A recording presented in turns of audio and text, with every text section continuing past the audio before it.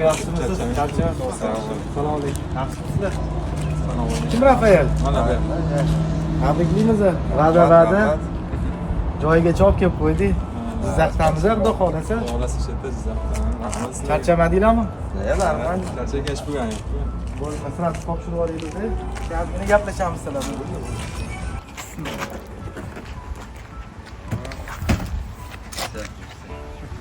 Tabriklaymiz.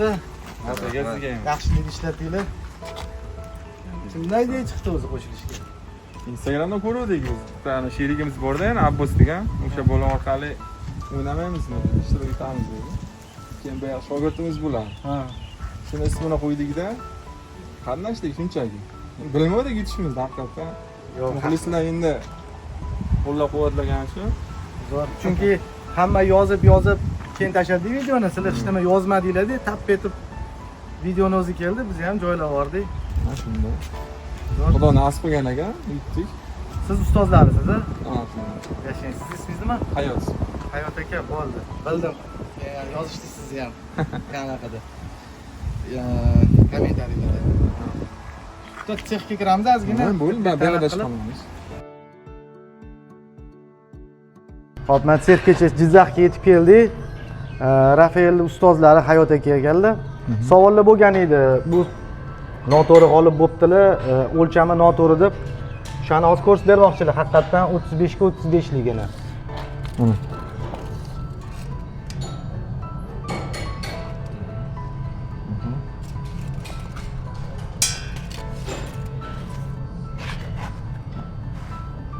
Qarang, Rafael aka, qayerdan o'zi g'oya kelib qoldi shu narsaga qatnashishga? Ha, g'oya meni ustozim Instagramdan ko'rib qoldi sizni videoyingizda, shunchaki aytiladi, "Davay qatnashaylik" deb. Shunchaki tavakkal bo'ldi. Shu ham bor edi materialimiz. Asladkasi o'shandan yasavardik-da endi stulchani. Asladka mahsulotlaringizdan shuni chiqardingiz-a? Shunchaki turgan edi-da, shu. Nima deydi? Nima deydi, krugida. O'zi svarkaga qanaqa kelib qolgansiz? Qanaqa? Nima sabab bo'lgan? Nima desam bo'ladi? Endi bekorchilikdan shunchaki ish chiqib qoluvdi, o'shanga keluvdim-da. Ma'qulmisiz? Yoqadimi? Ma'qul, yoqadi. Ustozingiz haqida nima deysiz? Ha, ustozim, ustozlarim shu yerda hammasi turibdilar. Kulib bilan. Hayot aka, u Rafael haqida nima deya olasiz? Endi Rafael o'zimiz mahallaning bolasi. Yoshligidan endi biz bilan o'ynab katta bo'lgan bolada. Bizdan bir 2 yosh, 3 yosh kichkina. Shu 1 yil, 2 yil oldin, 1,5 yil, 2 yil oldin kelib qoldi svarkaga qiziqib. Shu menga manam shu svarkada bir ishlab ko'ray, o'zim bir sinab ko'ray dedi. Oldiki ishga mana yaxshi, 1 yildan beri ancha qo'llanishga kelib qolgan. Ishlabdi. Keyin yaqinda shu sizlar konkurslaringga ko'rib qolgandik. Keyin shu sani nomingdan qatnashaylik, sani nomingni ko'taramiz deb, brendimiz bo'lasan, brend yuzimiz bo'lasan deb ismini qo'yib qatnashdik. Endi hazil bilan yutib qo'ydik to'g'risi. O'ylamadik yutamiz deb, endi shu yasaganimiz odamlarga yoqqanmi? Nasib qilgan bo'ladi deydi-ku. Haqiqatan kutmadik-da yutamiz deb.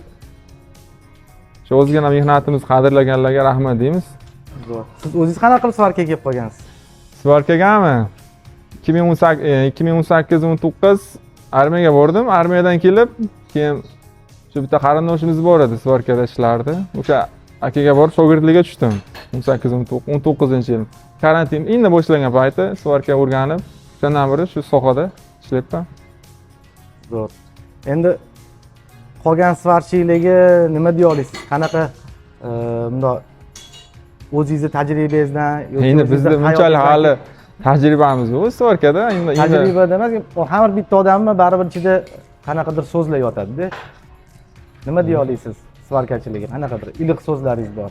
Svarkada o'zini sinab ko'rmoqchi bo'lgan, svarkada ishlayman degan odamlarga nima deya olasiz?